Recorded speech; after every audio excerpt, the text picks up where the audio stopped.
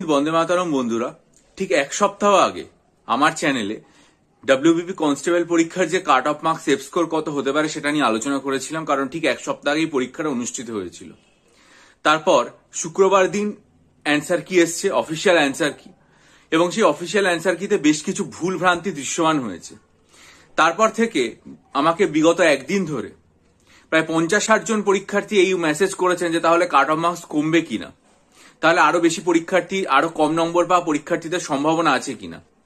আজকের এই ভিডিওতে আমি সেই বিষয় সম্পর্কে আমার ব্যক্তিগত মতামত তুলে ধরছি।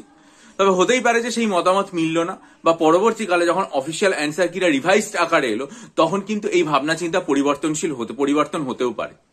তা দেখুন, এমনিতেই প্রশ্নপত্রের মান যথেষ্ট কঠিন ছিল। বিশেষ করে ম্যাথ এবং রিজনিং এর যে অংশটা সেটা অনেক বেশি ক্যালকুলেটিভ ছিল। সবচেয়ে বড় কথা, ম্যাথের মধ্যে সেই ধরনের অঙ্ক ছিল যেগুলোকে আমরা quote and quote advance math বলে থাকি, বা সিজিএল সিএইচএস এর লেভেলে মানে আশা করি সেই ধরনের অঙ্ক চলে এসেছিল। পাশাপাশি যখন অ্যান্সার কি প্রকাশিত হলো তখন দেখা গেল ইংরেজির প্রশ্নে ভুল আছে, ম্যাথ এবং রিজনিং এর ক্ষেত্রে গন্ডগোল আছে, প্লাস অন্যান্য জেনারেল নলেজের প্রশ্নেও কিছু গন্ডগোল আছে বলে পরীক্ষার্থীদের মনে হচ্ছে। তাহলে যেখানে প্রশ্নপত্রের মান কঠিন ছিল, পাশাপাশি এই ধরনের গন্ডগোলগুলো দৃশ্যমান হয়েছে, সুতরাং এটা মনে করাই যেতে পারে যে এর আগে যে কাট অফ মার্কস আশা করা গেছিল বা যত নম্বর পেলে আপনি পাস করবেন পরবর্তী ধাপের জন্য বলে মনে হচ্ছিল, সেটার পরিমাণ কিন্তু আরো নিচের দিকে নেমে যেতে পারে। এর আগের যে ভিডিওটা এক সপ্তাহ আগে আমি করেছিলাম সেখানে বলেছিলাম যে মোটামুটি যে সমস্ত পরীক্ষার্থীরা 45 বা তার বেশি পাচ্ছেন তারা এই যে কনস্টেবলের পরীক্ষা ডব্লিউবিপি সেটা নেক্সট স্টেজের জন্য প্রস্তুতি নিন। কিন্তু এই যে অ্যান্সার কিটা এসছে এটাতে এই ধরনের ভুলভ্রান্তিগুলো দেখার পর আমার মনে হচ্ছে এই নম্বরগুলো তো পরীক্ষার্থীদের কাটা যাবে। শুধুমাত্র যে এই নম্বরগুলো কাটা যাবে তাই নয়, পাশাপাশি যেহেতু এই প্রত্যেকটা জায়গাতে নেগেটিভ মার্কিং আছে, তাই যে নম্বরটা সেখানে ছিল তার থেকে অতিরিক্ত নম্বর বাদ যাবে।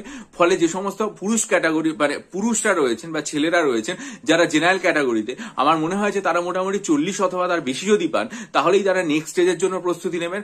মেয়েদের ক্ষেত্রে তো নম্বরটা সাধারণভাবে দেখা যায় যে ছেলেরা যখন নম্বর পায় তার থেকে কম হয়, সুতরাং মেয়েদের ক্ষেত্রে মনে করা যাচ্ছে যে 35-36 যদি হয় তাহলেই তারা কিন্তু নেক্সট স্টেজের জন্য প্রস্তুতি নিতে পারেন, অবশ্যই আনরিজার্ভ ক্যাটাগরির ক্ষেত্রে।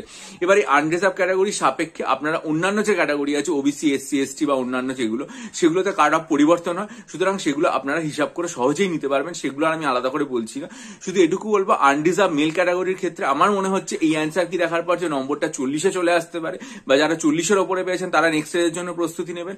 আর আনরিজার্ভ উইমেন ক্যান্ডিডেট যারা রয়েছে তারা মোটামুটি 35-36 যদি পান তাহলেই পরবর্তী স্টেজের জন্য প্রস্তুতি নেবেন। এবার আমার মতামতের সাথে আপনাদের ভাবনা চিন্তা মিলছে কিনা, বা আপনারা এটার সাথে সহমত কিনা, যদি অসহমত হন তাহলে আপনারা কি ভাবছেন সেগুলো অবশ্যই কমেন্ট সেকশনে জানান। ভিডিওটা ভালো লাগলে লাইক করুন।